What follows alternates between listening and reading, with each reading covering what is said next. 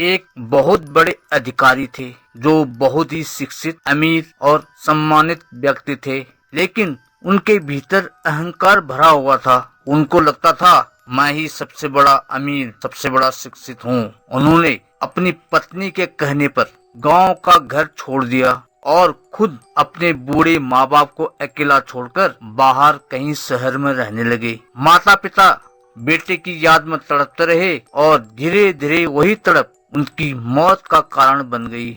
समय बीतता गया। अधिकारी जी के हुए 3 बेटे जो विदेश में पढ़ने और बसने चले गए।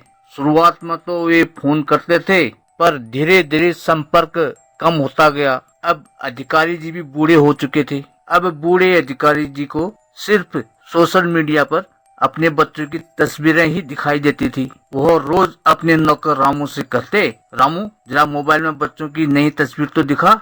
और तस्वीर देखकर उनके आंखों से आंसू बहते। धीरे धीरे उम्र बीतती गई, धीरे धीरे समय बीतता गया।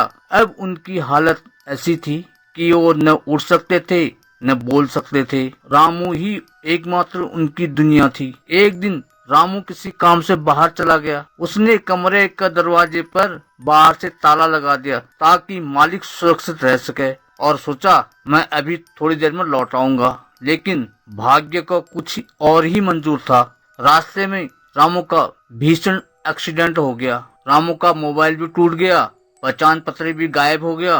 पुलिस ने लाश को लावारिस समझकर उसका अंतिम संस्कार कर दिया। उधर बूढ़ा अधिकारी कमरे में बंद पड़ा रहा, बिना खाना बिना पानी के। धीरे धीरे उसने भी दम तोड़ दिया।